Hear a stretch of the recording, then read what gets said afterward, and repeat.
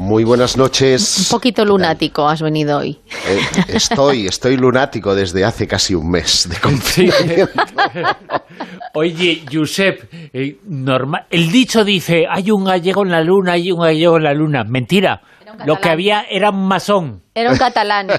No, pero tienes razón, Bruno, y a pesar de que es cierto que y no generalizo, hay catalanes como hay madrileños, como hay de todo, pero que hay muchos masones catalanes, y esa es una realidad que no tiene nada que ver, hay de todo. Josep, a lo que vamos, cosas. Lo decías tú ciertamente, Houston tenemos un problema, celebramos el 50 aniversario, si es que se puede celebrar, ¿verdad? Un fiasco como el del Apolo 13, que todo hay que decirlo, ya estaba maldito solamente por llevar consigo el número del 13, claro. El 13, claro. Sí. Fíjate que han cambiado las cosas a partir de entonces en la NASA, porque se sabe que preparan una especie de pisco labis antes del lanzamiento, juegan al póker, comen pan de maíz y dejan ahí una especie de torta que ni siquiera prueban para conjurar la suerte. Esto ocurre a partir del Apolo 13, que ya es casualidad que después de las 22 misiones Apolo, solo la 13 fracasara. Y hay más, si queréis buscar coincidencias, resulta que el cohete se lanzó a las 13 horas y 13 minutos desde el complejo 39 del Centro Espacial John Fitzgerald Kennedy, que es 39 es la suma de 3 veces 13. Pero bueno, oye, que puestos a buscar... ¿Cómo afináis? Podemos encontrar muchas cosas. Pero es verdad que el tema de la Luna... el Apolo 13, no lo hemos dicho, no llegó a la Luna porque se produjo un incendio en un tanque de oxígeno. Porque tuvieron un problema. Sí, efectivamente. Sí. Y tras 2 días de misión tuvieron que regresar. Pese a eso, fíjate que Jim Lowell, que era el comandante de la misión, vio la Luna desde lejos porque orbitó a su alrededor y después tuvo que regresar porque la misión se hacía completamente imposible. El día 17 de abril estaban ya sanos y salvos en casa, es decir, anteayer, hace 50 años, que se dice pronto. Pero es verdad que el tema de la Luna ha albergado, y lo decía Bruno, un montón de teorías conspiracionistas alrededor, desde y lo podéis comprobar fácilmente, a la que colguéis cualquier cosa en internet diciendo que se ha llegado a la Luna, vais a encontrar cantidad de comentarios que dicen lo contrario. Sí, y sorprende, ¿verdad?, que tantos años después y cómo ha avanzado. Todo algo que está tan demostrado, es que se puede dudar de otra cosa y viva la duda, ¿no? Pero de la llegada del hombre a la Luna, pues no. Yo creo que contribuyó mucho, Bruno, hubo un par de films, de películas, que fueron muy curiosas. Recuerda el documental de Arthur C. Clarke, que llenó de dudas al más pintado. Y vamos, yo hasta me incluiría en ese preciso momento y en ese contexto histórico. Y después han habido otras películas que han cuestionado. A Kubrick le han acusado muchas veces de hacer un plató. Sí, ciertamente, ¿no? Es decir, que todas esas cosas han alimentado significativamente la idea de que no se había podido llegar a nuestro satélite. Y es que fíjate que con la tecnología de entonces, una gesta de estas características era algo extraordinario. Pensemos que estamos en un contexto de Guerra Fría, en el que los dos bloques, la Unión Soviética, Estados Unidos, luchaban por el mismo objetivo. No era un avance de la ciencia, era en el fondo la conquista del espacio para conseguir una supremacía bélica sobre el otro. Y de ahí que surjan a partir de ese momento otros proyectos, de los que si quieres podemos hablar a continuación también, como el proyecto Horizon o el proyecto A-119, que eran proyectos bélicos tras la conquista de nuestro satélite. Un satélite que es el único cuerpo estelar en el que el ser humano ha podido poner el pie. hasta hoy, ese gran salto para la humanidad, pequeño salto para el hombre, gran salto para la humanidad, que diría Armstrong. Por cierto, una frase que no fue, digamos, improvisada, la tenía ya muy estudiada antes de dar ese saltito de 1,20 m desde la escalerilla. La estudió incluso antes de que estuviera como astronauta para la Luna. Sí. Tenía una obsesión. Obsesión, pero bueno, la quería decir, y ha pasado la historia, pero la quería decir, yo voy a decir esto, y lo dijo. Bueno, menos conocido, y con eso respondo a tu pregunta, es el hecho, y para ello también tuvo que pedir permiso, a pesar de que hay dos versiones de la historia, Buzz Aldrin, para llevar a cabo un ritual en la Luna. Esto es mucho menos conocido. ¿Ah, sí? Para algunos, como él formaba parte de la iglesia presbiteriana... Que le encantaban estos temas a él, ¿no? Sí, bueno, sí. Tú sabes que al final de su vida aceptó muchas cosas que después de la misión pues eran simples silencios o incluso malas respuestas a los periodistas cuando se mencionaba el tema de los ovnis o el tema de los extraterrestres. Y sin embargo, al final de su vida pues terminó siendo un importante defensor de las tesis, llamémosle, extraterrestres, ¿no? De que en nuestro satélite ya había sido visitado previamente, antes que por los rusos o por los estadounidenses, pues ya había sido visitado por alguien que no era de este mundo. Pero os decía bueno, sigue. Ahora os decía que él era masón. De hecho, si os fijáis en las fotografías oficiales, veréis un anillaco importante que, si tiene la suficiente resolución la fotografía, vais a poder ver que tiene una escuadra y un compás, que son los símbolos de la masonería.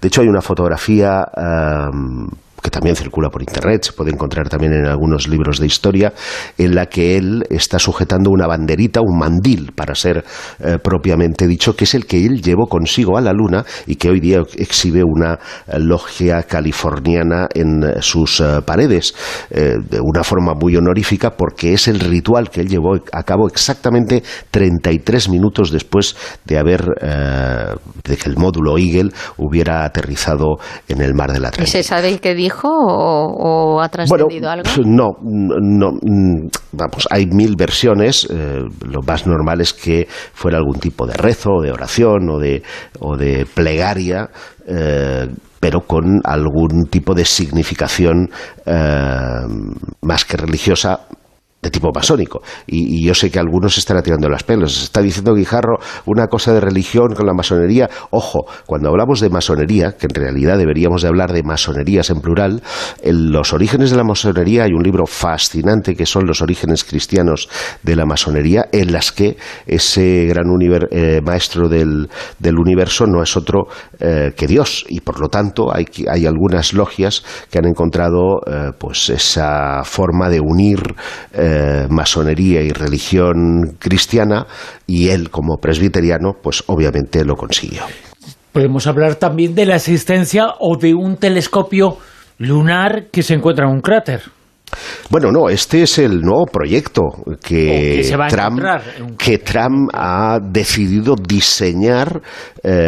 Dicen algunos que para desviar la atención de toda esta cuestión epidémica que está costando tantísimas vidas en todo el mundo, pero especialmente en los Estados Unidos, que va en cabeza de este lamentable y triste ranking. Y es una propuesta de financiación para construir un telescopio dentro de un cráter en la cara oculta de la Luna. Pero eso es porque como los chinos están también ahí instalados. Exactamente. Qué pique tienen, qué pique. Sí, bueno, es que la Guerra Fría, y esto, recordad, si tenéis hemeroteca o en este caso audioteca, echad para atrás, porque hará como año y medio, 2 años, yo vaticiné en el programa que la Guerra Fría volvía de nuevo a nivel espacio en 3 grandes bloques, que eran URSS, que eran China y que era Estados Unidos. Europa está un poco en medio de esa historia, pero no toma partido por uno o por otro. Parece que Europa de verdad está decidida por la ciencia y no por otro tipo de historias. Sí, la Agencia Espacial Europea como que ha perdido fuelle, ¿no? Sí, efectivamente. ojo, está muy involucrada en muchísimos otros proyectos que están en complemento con la NASA y que ayudan también con la Agencia Espacial China. Pero parece que no tiene independencia y personalidad propia, que todo lo que hace lo hace con otro. Exactamente, esa sería un poco la síntesis, ¿no? Y entonces este nuevo proyecto, que aún no está aprobado, está en fase de análisis, contemplaría hacer el envío de un cargamento a la cara oculta de la Luna, a un cráter previamente definido. El cráter lo que haría es, pues como de gigantesco Arecibo, para entendernos, sería ya el cuenco propiamente dicho del radiotelescopio. En los bordes de este cráter aterrizarían robots que se encargarían de desplegar una malla de alambre de 1 kilómetro de diámetro, y estos mismos robots serían los que escalarían la pared del cráter lunar para conectarla con la parte principal y formar el reflector de un radiotelescopio. ¿Qué conseguirían con esto? Pues hombre, de entrada se sacuden toda la terrible, digamos, interferencia que genera miles y miles de satélites y miles de toneladas de basura espacial que circunvalan la Tierra y que generan, aparte del propio ruido atmosférico de la Tierra, ¿no?, que son captados y que por lo tanto tienen que digamos, eliminar todo este ruido de las escuchas, pues en la Luna todo esto estaría garantizado y por lo tanto sería un telescopio importantísimo de cara, a mí que me apasiona el tema de la vida extraterrestre, a captar la vida extraterrestre, pero también a captar muchas otras cosas que ayudarían a tener un mayor conocimiento del universo. Pero en cierta medida que si se han conseguido cosas e informaciones, se ha logrado ampliar nuestro conocimiento con telescopios que están por encima de la atmósfera, como el Kepler, como el Hubble, que no se conseguirá con un telescopio que está en la Luna. Va a cambiar la historia de la ciencia y quizá gracias a eso se va a conseguir lo que tú señalas, encontrar evidencias muy fuertes de la existencia de alguien fuera. Todo será que realmente pueda llevarse a cabo esta iniciativa, porque presupuestariamente estamos hablando de muchos miles de millones de dólares, o si se trata realmente, como dicen los críticos, de una maniobra de distracción. Pues esto ha sido un clásico de la conspiración, ¿verdad? Cuando hay una preocupación global, pues se busca poner el foco en otra historia llamativa para que de alguna manera te olvides de lo primero. Y esto me recuerda a que, por ejemplo, hubieron dos iniciativas en la Guerra Fría que son muy parecidas a lo que está haciendo Trump, y voy a hacerlas al revés. Empezamos por la más moderna, que fue en 1966, el llamado Proyecto Horizon. No sé si os suena o no os suena. Es el proyecto de hacer una base estable estadounidense en la Luna, operativa para 12 astronautas, con bombas nucleares y rayos solares concentrados. Es decir... ¿Pero está Bruce Willis o no? Solamente faltaría, porque era convertir la Luna en una especie de estrella de la muerte para, en este caso, machacar a los soviéticos desde el espacio, ¿vale? Fíjate que todo esto se supo gracias al famoso Wikileaks. Se interceptaron miles y miles de correos y en ellos se habla del bombardeo por parte de los rusos a una hipotética base lunar. Y digo lo de hipotética porque inmediatamente me trajo a la mente esta historia del proyecto Horizon, que figuraba en otros proyectos secretos mucho más antiguos. Otro proyecto secreto igualmente llamativo que tiene que ver con la Luna y con esa especie de fijación por lo nuclear que tenían los estadounidenses. 1958. Ahí estaba todavía Estados Unidos por detrás en la competición espacial. Recordemos que Rusia había puesto en marcha en 1958 los 2 Sputniks ya, que habían circunvalado la Tierra y que además lo habían hecho con todo lujo, es decir, mandando una señal VIP que no estaba codificada, publicando incluso las frecuencias para que pudieran constatar los norteamericanos que estuvieran a la escucha que aquello no era un fake, sino que realmente esa pequeña bola de 60 centímetros, que lo piensas es una cosa muy pequeña, dio la vuelta, circunvaló la Tierra por primera vez. Poco después les pasarían de nuevo la cara por la mano poniendo en órbita a Yuri Gagarin, bueno, antes con la perra Laika, que sería el primer ser vivo, que pobrecita, ahora lo sabemos, eso es algo que tampoco se dijo, fue una verdadera tortura para ese animal que no llegó a completar ni una sola vuelta a la Tierra con vida, porque por lo visto las condiciones del calor que estaba sufriendo el pobre animal dentro de la cápsula fue extraordinario, murió literalmente abrasado. Y os decía que en 1958, en ese contexto, un militar estadounidense llamado Leonard Redfield pone en marcha un proyecto secreto que se llama A-119, en el que lo que se pretende es hacer estallar en el limbo lunar una bomba atómica para que fuera visible desde la Tierra, es decir, que tú pudieras ver el hongo nuclear en cualquier lugar del limbo, es decir, del perfil, del horizonte de la Luna, para que aquello llenara de horror a los rusos, con lo cual dijeran, ojo, que estos, si han sido capaces de hacer estallar una bomba en la Luna, la pueden hacer estallar en cualquier lugar del mundo. Para ello involucraron incluso a personajes tan conocidos como Carl Sagan, quien por fortuna dijo que las consecuencias de de hacer explotar una bomba nuclear en la Luna podían ser también terribles para la Tierra, en la medida en la que la radiación podía llegar hasta aquí. Sí, vamos, que la demostración de fuerza podía tener un peligro unido. ¿Hola? Hola, Josep. Josep. ¿Sigues ahí? No sigue ahí, Josep. Sí, os había perdido. Ha sido el hongo lunar que le ha dado. Ya para finalizar, de todas formas, una de las personas, uno de los escritores de ciencia ficción, de ciencia, de lo que sea, más importantes y que nos encanta y que tiene mucho que ver con la Luna, con el Apolo 11, es la figura de Julio Verne. ¿Cómo no recordarla? Ahora, él soñó con la llegada del hombre a la Luna, pero parece que soñó acertando alguna cosita, ¿no? Bueno, no una, más de una, y esto es lo verdaderamente asombroso, porque no solo porque Julio Verne describió un proyectil de forma cilíndrica, que se parecía de alguna manera a los Saturno y al módulo Columbia, sino que los cálculos de velocidad que llevó a cabo establecían para su obra de ficción una velocidad de 10,9 kilómetros por segundo, mientras que la misión real de la NASA fue de 11,2. Es decir,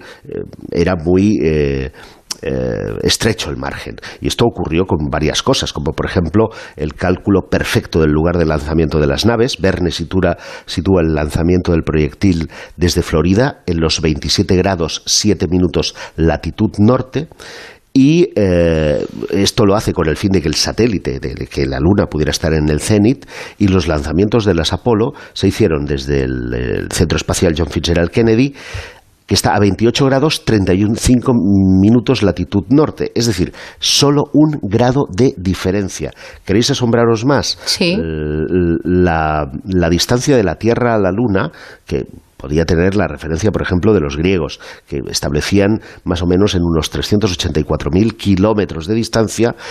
Verne la establece en 398.396 en su apogeo y 352.277 en su perigeo, es decir, su momento más lejano y más cercano. Bueno, el de la NASA es de 384.400 kilómetros, es decir, dentro del rango programado.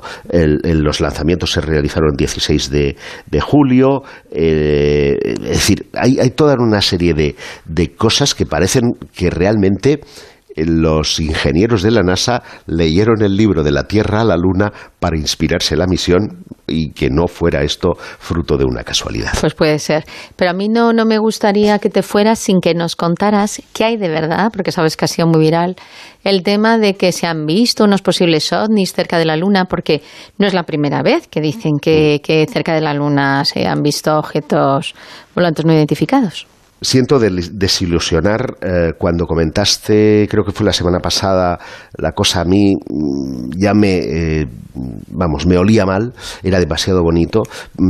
Para que los oyentes se pongan en situación, hay un plano muy corto efectuado desde la Tierra, obviamente, por algún fotógrafo, no sé si profesional o amateur, pero con un zoom extraordinario que muestra un primer plano planísimo de la Luna ni siquiera en una noche, sino que se ve de un color azul, un azul cielo en esas tardes de luna llena, y aparecen como saliendo del otro lado, como del horizonte lunar, 3 o 4 objetos que proyectan incluso su sombra en la superficie y luego se desvanecen en la cara no iluminada por esa luna. Bueno, la desaparición es lo que delata claramente que se trata de un efecto no espacial, sino especial, efectuado pues con lo que se llama una máscara, que lo que hace es evitar que el modelo que tú has utilizado para proyectar desaparezca de la visión. Ese es un primer punto. Y el segundo, que es el de la razón, ¿no? Si los objetos que proyectan esa sombra, tomando como referencia cualquiera de sus cráteres, estamos hablando de objetos que tienen centenares de kilómetros de longitud y obviamente no se moverían ni con la ligereza que lo hacen ni en la forma en la que los movimientos delatan, que se trata pues de modelos 3D y de efectos especiales generados por ordenador. Hasta aquí el Círculo Secreto con Josep Guijarro. Gracias, Josep. Ha sido un placer. Chao. Hasta la mañana. próxima. Chao.